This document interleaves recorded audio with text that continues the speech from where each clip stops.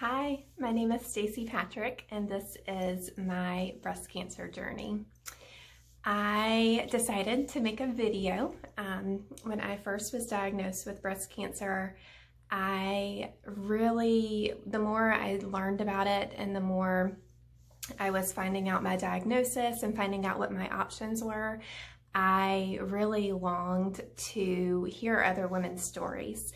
And when you go to YouTube, there's tons of videos on breast cancer, but not many of them are personal journeys of women.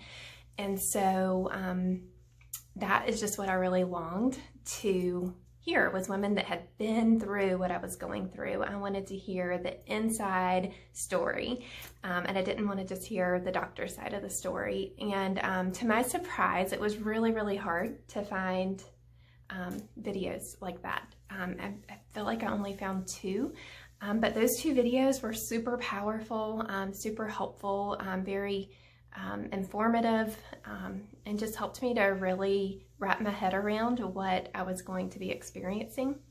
And so I decided that I would make a video as well. Just because I know that it can help women that are going through the same thing. So that's why I'm making this video, is for anyone out there that is going through what I have been through and what I'm currently experiencing. This is going to be part one of a three-part video. So I'm going to do, part one is going to be my breast cancer journey up through surgery and my recovery after surgery. Part two is going to be my radiation journey, and then part three will be my endocrine hormonal therapy journey. So this is part one, and this it's going to just cover, me finding out about my breast cancer and the decisions that I made up through surgery. So I also am kind of selfishly doing this video. I seem to have amnesia sometimes, and I forget a lot of things, and so I know I'm going to look back at this and it's going to be a complete blur in many ways, and so I am doing this in some ways just for me to be able to go back and reference and it not be all a blur in my mind. So I completely understand. I don't, for me, I almost wanted to keep this completely private, and I understand the mindset. A lot of women keep their journey private. And I've learned that as I've been looking for, for videos and things like that. A lot of women, they might not keep it private. They might join like a Facebook page and they might talk to other women that have breast cancer, or that have gone through it, but they don't necessarily share their journey with the world. And I completely understand that mindset. That is my natural instinct, is to do that. When I first discovered I had breast cancer, I told just a handful of people closest to me, and didn't really plan on telling that many people unless I just kind of told them in private. But very quickly, my husband and I started to receive text messages from people just saying that they were praying for me, and all of a sudden I realized like the word was getting out. I think my parents had asked for a lot of prayer, and so without realizing that I wasn't really telling that many people. And so I realized that word was getting out, and I just felt the need to go public with it. And just especially because of my job, I'm a Mary Kay sales director, and I have led and served thousands of women over the past 12 years in my Mary Kay business. And God just really laid it on my heart that, Stacy, you have a platform among women, and you know a lot of women, and this is a way that you can speak out and potentially raise awareness and help women. So I'm really, really thankful that I did. It's like a catch-22, because unfortunately, after sharing my story, several women did find out that they have breast cancer, which breaks my heart. But I'm so thankful that they found out sooner rather than later. And so I know that God has used my story already. And I am journeying that journey with these women right alongside them. And I'm just so thankful that me coming out and speaking publicly about it allowed them to do a self-breast exam and then to go have their mammograms and to get checked out. And so, and then and then also just so many women that have had breast cancer have poured into me. And so I don't know if you guys know this or not, because I didn't realize it before I had breast cancer, but 1 in 8 women will have breast cancer. That's the current statistics. And I wouldn't be surprised if it increases. And so I am 38 years old, and they kind of look at it as, even when you go to the doctor, it's kind of like, oh, you're young, to have breast cancer. But I have talked to so many women that are in their 30s or even 20s that have had breast cancer. And I just feel like it's so, I just pray that we can continue to raise awareness for women to do early mammograms. I really wanted to do early mammograms and had told myself over the years that I would. My grandmother had breast cancer and my great-grandmother had breast cancer, and I told myself that I would do early mammograms, and I hadn't followed through with it yet. And I just encourage you, if you can get an early mammogram, I encourage you to. And I just feel like we need to raise awareness that they need to start offering mammograms. Insurance needs to start covering it when women are at least in their 30s, because I have talked to countless women in their 20s and 30s that have had breast cancer. And so I don't look at it as something that is, unusual anymore. However, it does greatly affect your all of your options, and the way that they treat you medically for your breast cancer is affected so much by your age. And so that's something that I'm going to talk about a little bit later in the video. So also, after opening up about my breast cancer to just family and friends and on social media, I was so inundated with God's love for me through incredible people. It just reminded me so much of God's goodness and the goodness of people, and actually made a post back on Memorial Day this past year of just, the media wants us to believe that we're all against each other, and I just believe that there's so much more goodness in people out there. And when I went public with my breast cancer diagnosis, that was just proven to me 10 times over. People just giving to me, people reaching out, people praying over me, people sending me gifts in the mail, phone calls, messages, Facebook messages, just on and on and on. And when you're going through something like this, you can feel so alone. And you can there's so many emotions you experience, but when you are just inundated with love, and you know that it's just the good Lord lavishing His goodness upon you, and just saying like, hey, I'm here, you're gonna get through this, you're not in this alone, it carries you through. And so for every single person that reached out to me, that texted me, that sent me something, that just let me know that they were lifting me up in prayer, thank you so much from the bottom of my heart. And I pray that we will just continue to do that for people that are going through really tough things. A cancer diagnosis is not something that anyone wants to hear. I have said for many years that I hate cancer, and I'm sure you can probably say the same thing. I just hate it, and I've always prayed against it, especially for my family. And when I received the diagnosis, I was almost prepared for it. And so I'm going to tell you just how that journey started, how I discovered it, but I almost had prepared my mind for it. And I just remember being so thankful that it was me to carry this burden and not my husband or my children or my parents or a family member. My mother-in-law had already experienced breast cancer a few years before, and I was just so thankful that it wasn't another family member.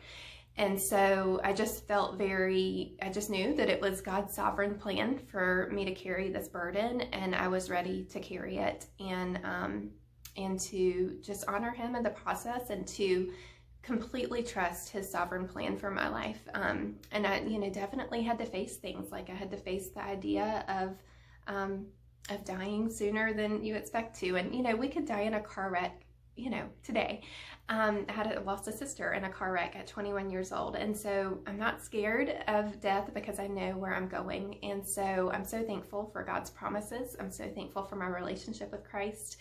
And And I pray that you have that as well. But if you don't, if you'll just reach out to me, I would love to share more with you so that you can have that peace and so that you can know that the God who created you loves you, and he has such an amazing plan for your life, and he loves you more than anyone else ever could. And so I just rested in that. I rested in the peace that God gave me and the strength that he gave me each day to move forward.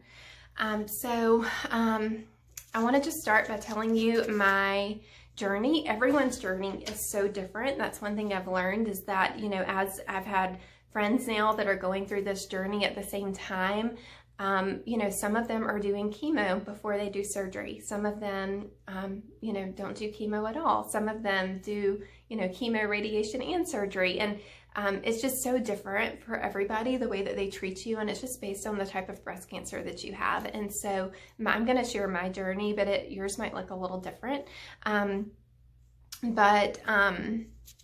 Let's see, I want to make sure I don't miss anything. So I discovered a lump it was around September 27th, I believe, of 2020, the year of COVID.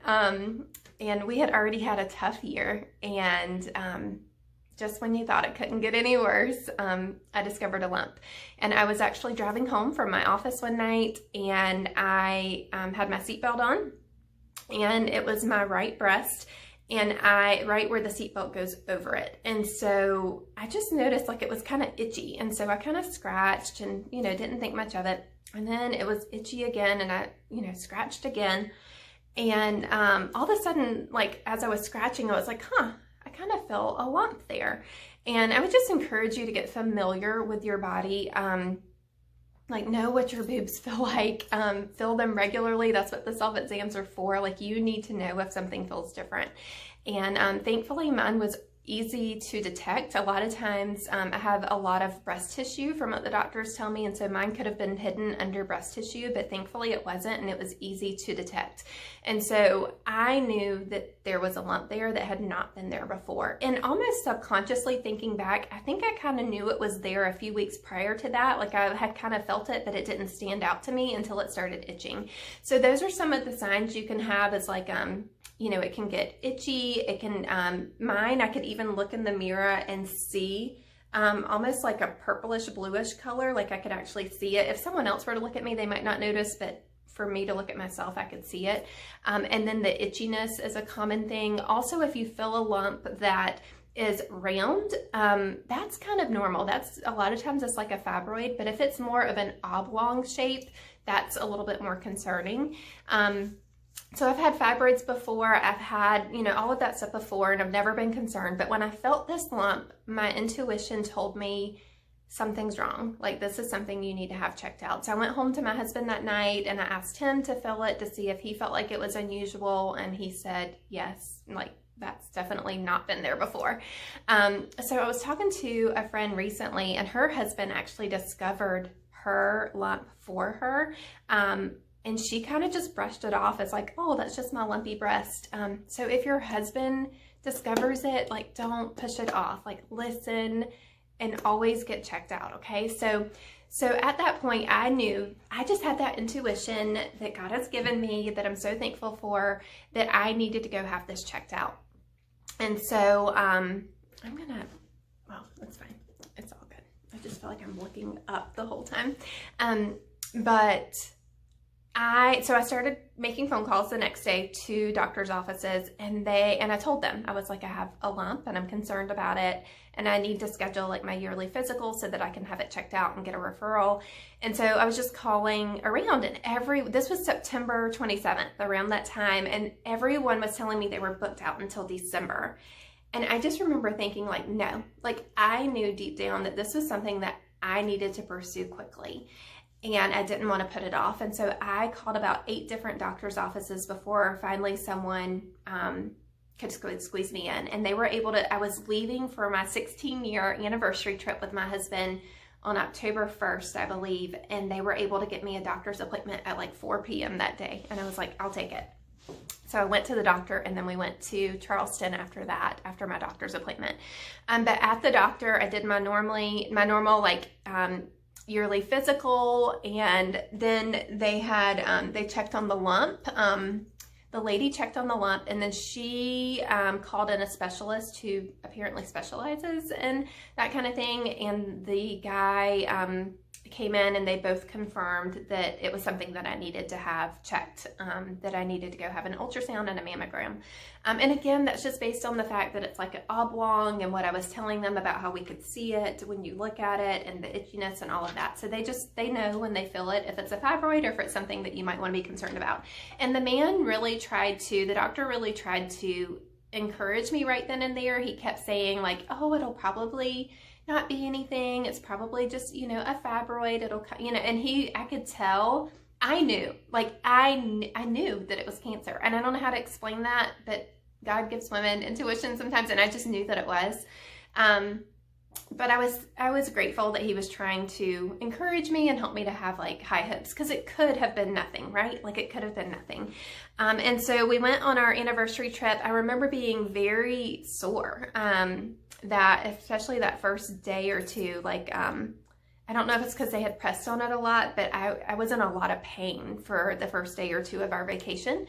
And then they scheduled me for an ultrasound and a mammogram for October 21st. So this was 3 weeks I had to wait before I could get in to UNC for my ultrasound and mammogram. So I had planned on just going to the ultrasound and mammogram alone. I didn't feel like they could tell me anything that day, so I didn't feel the need for my husband to be there, because I thought, well, they're gonna do all of these tests, but they're not gonna get the results. Like, I'm gonna have to wait on the results. And so I'm very much just a to myself type of person anyway. And I'm like, honey, just go to work. There's no need for you to be there. But he insisted on being there. And I will tell you that I'm really, really glad that he was. I'm really thankful that he was, because from the time that I was called in to the mammogram, and I knew at that point, again, like I knew every step of the way that it was cancer. Normally at a normal mammogram, from what I understand, I've never had a normal one because this one was crazy. But a normal mammogram, I think they take like 4 pictures. This one, they took about 15. And immediately, and then, you go back and you wait. And then immediately after that, they had me go to an ultrasound. And so I already knew, like, from the 15 pictures, I'm like, okay, something's wrong. And then I went in for the ultrasound, and they let Brandon come back with me for the ultrasound. So no, he didn't. I don't remember that part. I can't remember if he came back. He came back for the biopsy, but not the ultrasound. So I'm going to all these things all by myself, but I'm coming back, and I'm so thankful, because in the midst of it, I am realizing I have cancer. Like, I'm realizing it. And instead of just sitting there all by myself at the doctor, I had him. Like, I at least had someone there to like process all of this with me, and to know that there was concern, and to just hold my hand and to just be there. And like I said, there wasn't much he could do. And could I have handled it on my own? Absolutely. But it was a really long day, and I'm thankful that they were able to push everything into one day and I didn't have to go back. But it was mentally exhausting. It was physically exhausting. It was a lot. And so I went in for the ultrasound, and the lady said, and I'm so thankful for this lady, because she said, we're going to send you for a biopsy. I'll be honest with you, I'm concerned. And sometimes I've gotten ultrasounds before and they don't tell you anything. And so I'm just really thankful that she was like honest with me about it. And so again, at that point, I was like, it's cancer. And so then, again, you're waiting in the waiting room. We had to go to like all these different areas of the hospital, and I go in for the biopsy, and my husband goes in with me. They let him go back for that part. And so the biopsy is where they stick a needle into the tumor itself, and they eject parts of the tumor out so that they can do a biopsy on it, and they can tell if it's cancer or not. And so, funny story, funny side note, my husband has a very weak stomach, and they pulled out 3 chunks out of my tumor. And so the first one, he didn't watch at all. And the second one, he looked at the screen and he thought, oh, that's not too bad. And so the third one he decided to watch, and he about fainted. all of a sudden he's got his, we had to wear like the COVID mask and everything. So he's like pulling his mask off. He's got his hat off. He's like fanning himself. And we are like taking care of my husband. Like, forget the fact that I'm having like needles and chunks pulled out of me. Like we're like making sure he's okay and he's not going to faint on us or something. So it's hilarious. It's a funny story that we look back on and laugh about now. And I love that. Again, I just am thankful that he was there. So, so they told me we're going to send this off and then we should know something within a few days and you will get a phone. And then they had me go meet with a medical oncologist. So I'm telling you, I'm exhausted just talking about it. It was an exhausting day. I had to face the fact that I probably had cancer without knowing, for sure, and met with a medical oncologist. She went over like things about breast cancer, if it came back positive, just so much information. And then and she was going to be the one to call me. She said, no matter what, I will call you on Friday morning, whether I have the results or not. And so, by the way, all of my treatments have been at UNC Chapel Hill, in Chapel Hill, North Carolina, and they are absolutely incredible. I can't say enough good things about all of them, and I've had tons of doctors. And so super thankful that God has me there. I feel like we've never been at UNC before with our insurance, but our insurance changed last year to require us to only go to UNC healthcare doctors. And I just feel like God did that for a reason and a purpose. And I'm so thankful that I'm there. I've talked to some other people that have went to some other places. And again, I feel like I've had the absolute best care. So again, just God watching over me. And okay, so Friday, because of COVID, I've been homeschooling the children. I have 2 little boys, Cooper and Tanner. And I was at home with doing virtual school with my children, and I got the phone call. And so I went into the bathroom and closed the door where they couldn't hear me. And she said, you have cancer. You have invasive ductal carcinoma. And I forget what else she said. She said that's the most common. And she said, we need you to come in, Monday. And I don't remember all the details. All of that is a complete blur. But I will tell you that from that point forward, it feels like thousands of doctor's appointments and so much information overload that you don't even begin to know how to process it all. It's scary. It's really scary. I feel like that was a Friday. It might have not. I feel like it was a Friday that I got my cancer diagnosis. So I had my biopsy on the October 21st, and they called me October 23rd, I believe.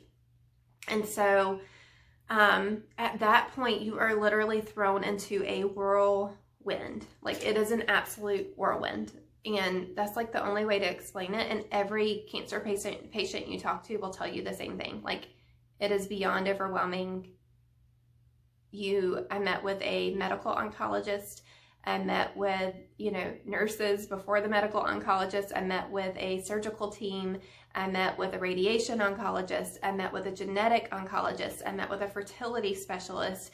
And so the next few weeks are just completely engrossed with tons of doctor's appointments, tons of information, because all they know, they measured on the ultrasound, the size of my lump was 1.8 centimeters, which is common. It's what they would call stage 1, but they don't really know, they can't diagnose it as stage 1 until you actually have the surgery and they take it out and they check your lymph nodes. So you've got this breast cancer diagnosis, and I'm thinking, okay, it's stage 1, no big deal. We caught it early. We're going to have this thing removed. I'll be good to go. That's what I thought. But that is not the case. So, gosh, this is getting so long. I don't want it to go over 30 minutes, and I know it's going to. So I will stop it at 30 minutes maybe, and then continue forward with another video. But okay, so you go through this whirlwind, you start to basically get inundated with everything that could potentially happen. So they start to talk to you about a lumpectomy. They start to talk to you about a mastectomy.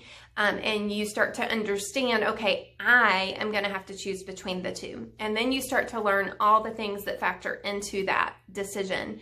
And then you go and you meet with a radiation oncologist and you talk about the radiation and what that's going to be like. And then you meet with the genetic oncologist and you talk about the chemo and what that's going to be like. And then you understand, like, okay, if I do this, I probably am not going to be able to have any more children. And, you know, are we okay with that? And we were okay with that. And we were thankful to not have to deal with that side of things. And if you are younger, just make sure you work with a fertility specialist and find out what all of your options are. But we were thankful to not be on that side of the journey. And then you start to learn about the BRCA gene or BRCA gene, which is a genetic breast cancer gene. And because of my age and because of the fact that my grandmother and my great-grandmother had had breast cancer, they wanted me to be tested for the BRCA gene. So some people are tested, some people aren't. You learn that if you do have the BRCA gene, not only will you need a double mastectomy, but you'll need a hysterectomy. You'll need to have your ovaries removed, your fallopian tubes removed, and there's some other surgery that I feel like you would want to consider as well. So that was really overwhelming. It takes a long time to get it took about 12 days to get my BRCA gene test back. So that just seemed like an eternity because I knew that that was going to play a huge part in whether I had a lumpectomy or a mastectomy. And a mastectomy weighed really heavy on my heart. I know a lot of women, I've talked to a lot of women that have chosen the double mastectomy, and that is what made them feel safe, and that is what they had to do based on their circumstances, or it's just what made them feel better about less reoccurrence. And so for me, when I asked my oncologist, who I trust completely, she's incredible and has a great reputation, when I asked her if there was any benefit to a mastectomy in my circumstance over a lumpectomy as far as reoccurrence goes, and she said no, I knew that it was something I would consider, but it was not something that that, you know, was of high consideration for me. When I started to research what a mastectomy entails, it's hard. And so any woman that has been through that, oh my goodness, I admire you, and you are so strong. Because what they do is they take off both of your breasts completely and you are left with flat. Sometimes they're able to save your nipples, sometimes they're not. And then at that point you have drains coming out of you, because it's a very hard surgery and there's lots of fluid that still needs to drain for several weeks. And then some women choose to have reconstruction and some women don't. I would say the majority of women choose to have reconstruction. And oh my goodness, I've looked at stories of women who haven't, and they are so beautiful. And I was just so empowered by them. So empowered. I don't know if I could have done that. But the reconstruction was really not something appealing to me at all either. It was something that where they go in and they put expanders in, and you go back every week and you have these expanders until you get them the size that you want them. But you guys, here's the thing. There is this thing called fat grafting. And if you can take fat from another part of your body, when they do a mastectomy, they remove all the tissue, like everything. So there's no breast tissue left. So think about that. When they put an implant in there and there's no breast tissue to cover it up, all you see is, a lot of times you can see like really bad rippling. And so I was not a candidate for fat grafting. There wasn't enough fat on my body to be able to put fat into a new breast. And so I would have had implants where all you could see is the implant. Like you would see the rippling and it just wouldn't look natural at all. And so that was not appealing to me. That was something I really struggled with, and something, again, I mean, you bite the bullet and you do whatever you have to do to survive. But I was really, really thankful that I didn't have to have a mastectomy for those reasons. And I know women that have, and I know they've struggled with it, and they've ended up having like 6 or more reconstruction surgeries. And I just did not want to go through multiple surgeries. That was the last thing I wanted to do. And so just really, really thankful that I didn't have to go that route. But again, there are women that have to, and oh my goodness, just all I can think about is how admirable they are and how strong they are to have to go through all of that. And for some women, a mastectomy doesn't scare them like it did me, but it was very unappealing for me. And I knew deep down in my heart that it wasn't the right decision for me. Could I have, made a decision out of being scared and said, hey, I just want to chop them off so I never have to worry about this again? Absolutely. And some women do that. It gives them more of a peace of mind. But for me, when my doctor told me there wasn't any more chance of reoccurrence with the lumpectomy, and if I did radiation, then I just felt for me that was the right decision. So every woman has to make these decisions. There's no right or wrong decision. No matter what you choose to do, there's no right or wrong. You know deep down what's the best decision for you. It's going to go over 30 minutes, but hopefully I'll wrap this up soon. And so when I got my BRCA test back, I was so relieved that I was not BRCA positive. I was so relieved because at that point, I knew I didn't have to have a double mastectomy. I knew I didn't have to have a hysterectomy. I knew I didn't have to have all of these multiple surgeries. And it was such a weight off my shoulders for me. And so again, I felt like God has been with me every step of the way, and every step of anything that could go in a negative manner, I feel like God has just turned it around and helped me to have, to have positivity and hope for the future. And so I've been so thankful. I don't know why He's been so good to me, but I'm so thankful, and I feel so undeserving. And I know that not everyone's journey goes like mine. And I know that, I do know that if things were to go differently, I would, what do we do? We look in our children's eyes, we look at our family, and we will do whatever we can to fight for them and to be here as long as we can. And that's what we do as women. And, so I want to go back to what kinds of breast cancer there are. So mine is ER/PR positive. So that's estrogen, progesterone positive. And then there is triple negative. There's triple negative, and then there's HER2 negative. I wrote it down somewhere just to make sure I didn't tell you wrong. Yeah, ER/PR positive, HER2 negative, and triple negative. And then I think you can have triple positive, which means you have all three of them. Please don't quote me. I'm not a doctor. But mine is ER/PR positive. It is the most common type of breast cancer. I think 85% of women have ER/PR positive. And if you get breast cancer, you're just thankful if that's the one you have, because the other ones are more invasive and aggressive. And so even though mine is invasive ductal carcinoma, that means it started in the milk ducts. And they say that nursing your children can help to prevent that, but I did nurse both of my children for a full year. So I did 2 full years of nursing, and that did not prevent me getting breast cancer. Just a heads up that it's not a guarantee. And so I was really thankful that mine was ER/PR positive. That meant that it was treatable with surgery, radiation, chemo, and an endocrine pill. Your breast cancer can become metastatic, and it can spread to other parts of your body. And so, during that whole week or two of where we were discovering, I was researching what a mastectomy would do, what a lumpectomy would do, what did the BRCA gene mean. At that point, we start also researching things like, how do I need to change my diet? What did I do to cause this? And of course, the doctors told me, like, Stacey, you're a woman. Like, you're a woman, and that's why you have breast cancer. There's nothing you could have done differently. I had really had a journey for the past few years of trying to eat healthier and just exercise and take better care of my body. And I was like, wow, here I am taking care of myself, and there was nothing I could do to avoid this. And so already, doing things that they say help with cancer. I was already taking vitamin C, vitamin D, like things like that are supposed to help with cancer. I was already doing all those things. So at this point, I'm like, oh my gosh, what else can I do? Like, do I need to completely cut out sugar? Do I need to completely change my diet? And so tons of research, like I look back at my Facebook post, and if you follow me on Facebook, I have albums for each month of the year, and all of them are full. And I look back at the month of November, and there literally is nothing in that album until like the last day of November, like nothing. And I'm like, oh my goodness, like breast cancer completely turned my life upside down, and we did nothing but go to doctor's appointments and tons of research that whole entire month. That's like our month was just consumed with it.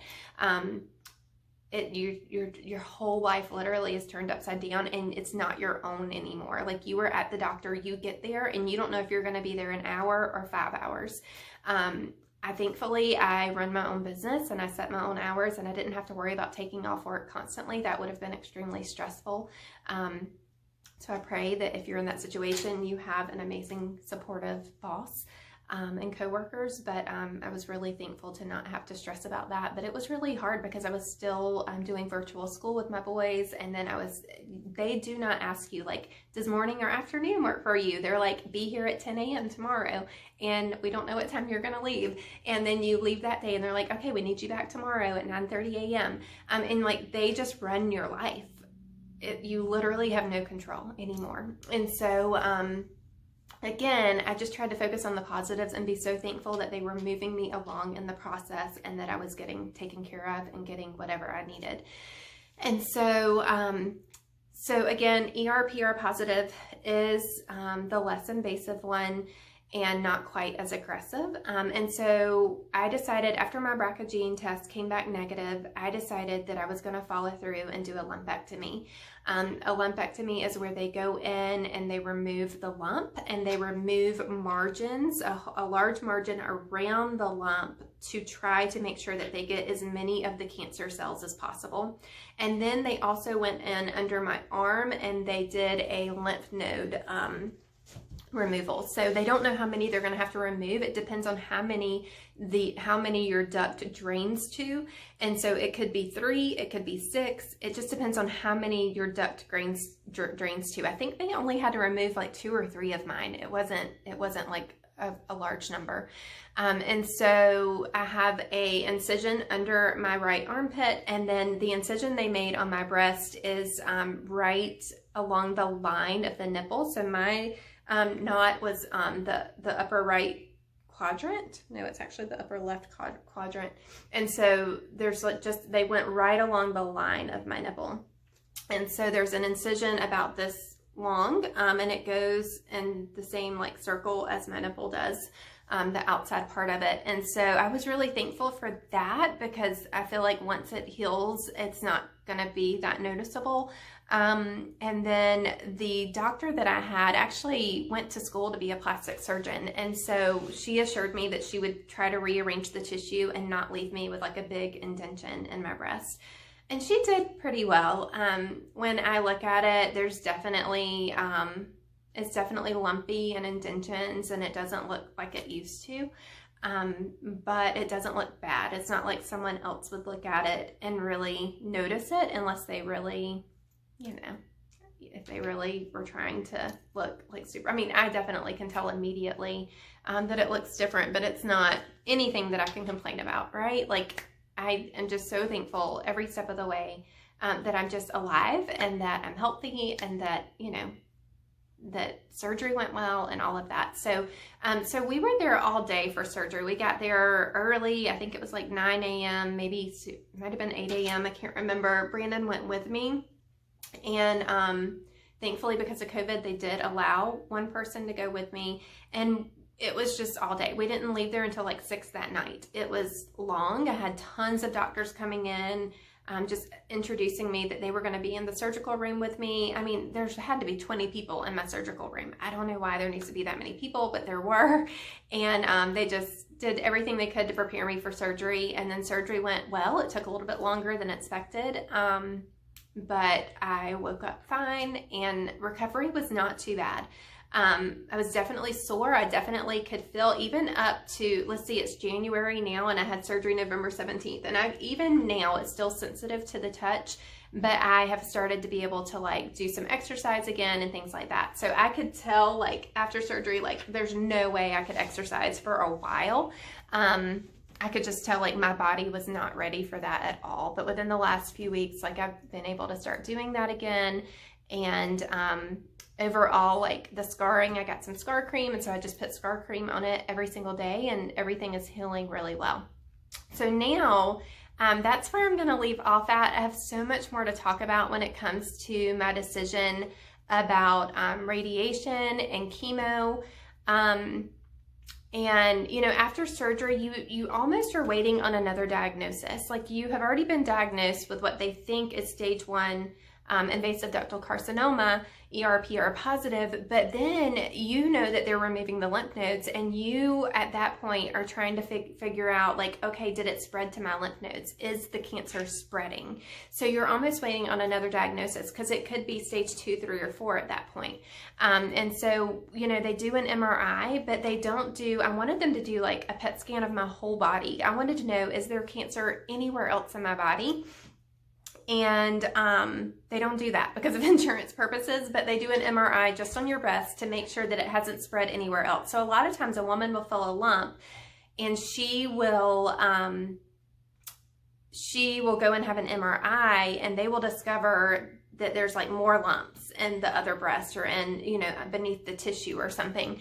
And so that is the importance of an MRI. So when I had my MRI, that came back where that's the only thing they saw was that one lump. So again, super grateful. Again, every step of the way, everything has been so positive, and I couldn't ask for it to go any better. So I feel like I'm forgetting so much stuff. So after surgery, you're waiting on your diagnosis. You're waiting to find out if the cancer has spread. So that takes a while. I feel like it took a while. I don't know. I had to go back like a week or 2 later for her to look at everything, and that's when she had my results from the pathology report, and the cancer had not spread. Praise God, the cancer had not spread.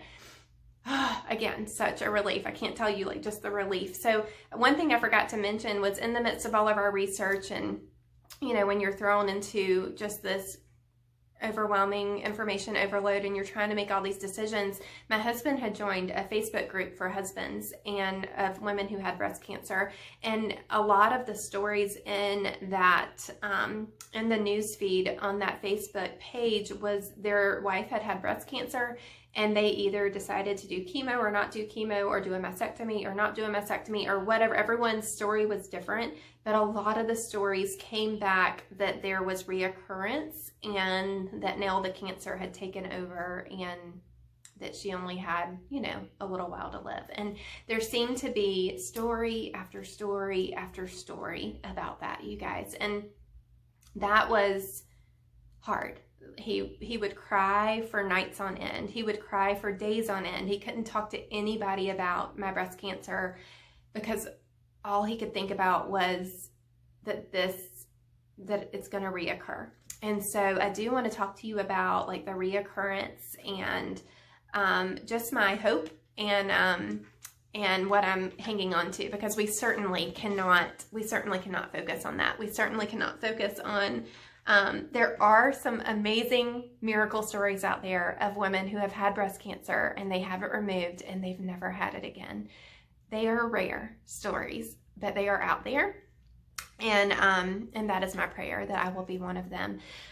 So unfortunately, that's the thing about cancer is it can reoccur.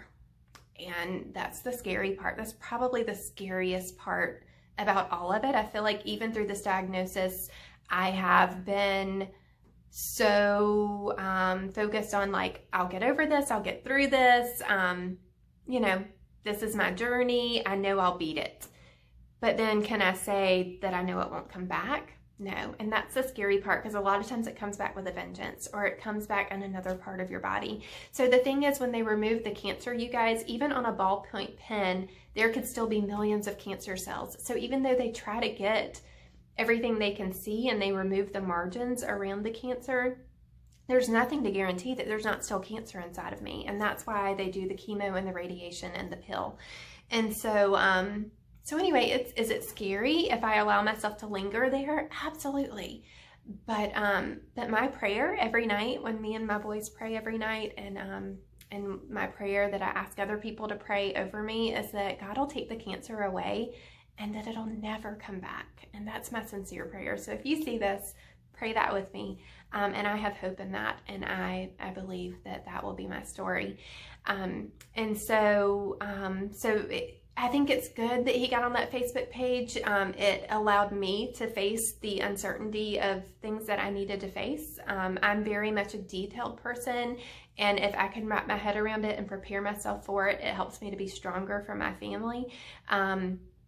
And so I'm not a drama person at all, so I just need to know the facts and I need to know what I'm facing so that I can face it head on.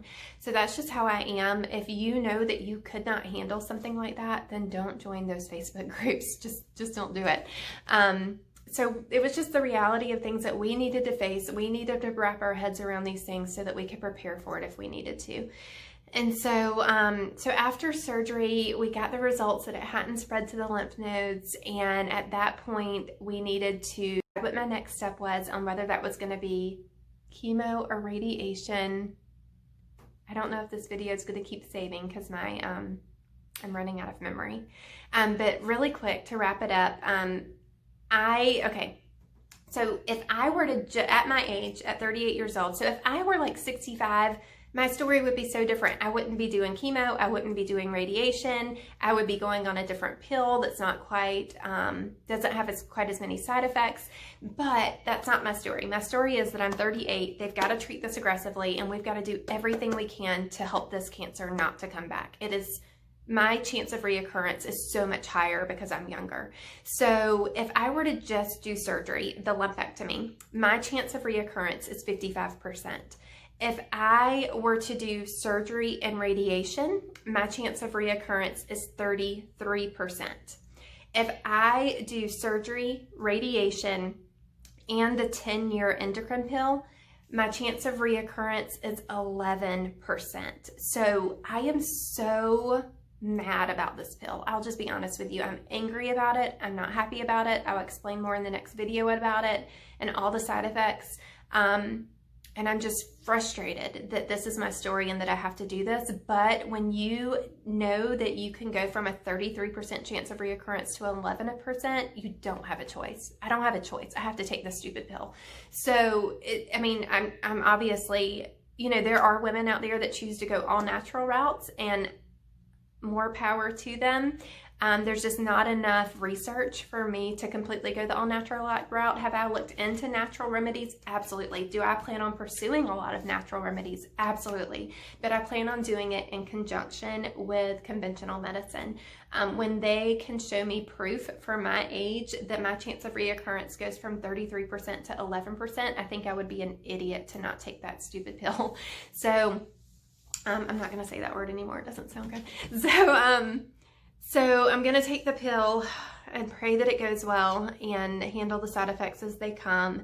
And I'll talk more about that later. But the other thing is chemo. So chemo is very important for some cancers, but for my cancer, they do an oncotype DX score after your lump is removed, and that gives you your reoccurrence score. So it tests 21 different genes in your lump, and it tells you how likely your cancer is to reoccur.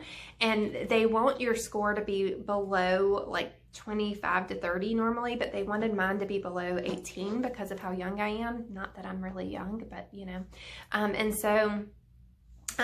So mine came in at 17. So what a praise that was, that it was under 18. However, it was right there on that line where the doctor still wanted to talk to me about chemo as an option, because some women, if you give them a 0.05% chance that it's going to help them, then they're going to take it. But for me, the chemo, he told me that he said right now with your oncotype DX score, your chances of reoccurrence are 5%, you guys, 5%. And he said if you were to do chemo, it would take it down to 3%. And my son has asked me several times, he's like, Mommy, I really don't want you to have to do chemo. And I know that I don't want to put myself through that. It's, again, admire the strong, incredible people that go through that. And I would do it if I had to. I was very open-minded to it, and whatever I needed to do to fight this and to make sure that it does not reoccur, or know that I did everything I could to keep it from reoccurring. That's what I want to do. I want to know deep down in my heart that I've done my best for my family. And so when he told me that it only took it from a 5% to a 3%, and I knew what it would do to me and to my family, and how hard that would be on us, I talked to my husband, I talked to my family, and I talked to multiple doctors, and I am taking that 2% risk, and I'm leaving that in God's hands, and I'm not going to do chemo. If they would have said it would given me, you know, a lot more of a percentage, absolutely, I would have done it.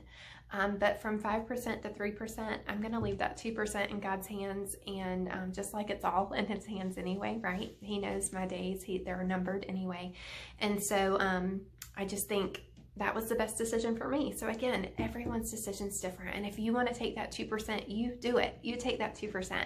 You do what makes you feel best. But that is what made me feel at peace. And so, so now my next step is radiation. I start radiation in 2 days. So my next video will be how radiation went. Radiation is going to be daily, every single day. I'll drive an hour and 15 minutes to UNC Chapel Hill. My parents will meet me there to take care of the boys in the parking lot because they can't come inside because of COVID. I will be there 30 to 45 minutes, and then I'll drive an hour and 15 minutes home. So it's going to be about 3 hours out of every single day, on top of virtual schooling, on top of working full time. It's going to be insane. It's going to be exhausting. And not only does that fatigue you, I'm already fatigued. I'm having some thyroid issues, and we're praying that that's not cancer. And I am concerned about that. I had an ultrasound the other day, and there were some spots that showed up. So that's my next journey to figure out, and I'm waiting on the results from that. Please pray if you see this that it's not cancer, but it'll be too late by the time you see it. But anyway, I'm having a lot of issues with fatigue, and so some of that's the cancer, some of it I think is my thyroid, and then I'm starting radiation, and they say that fatigues you because of the time that it consumes, but also it's killing the bad cells, but it's killing the good cells at the same time. So then your immune system is overworking to keep you healthy. So that's my next journey, is radiation.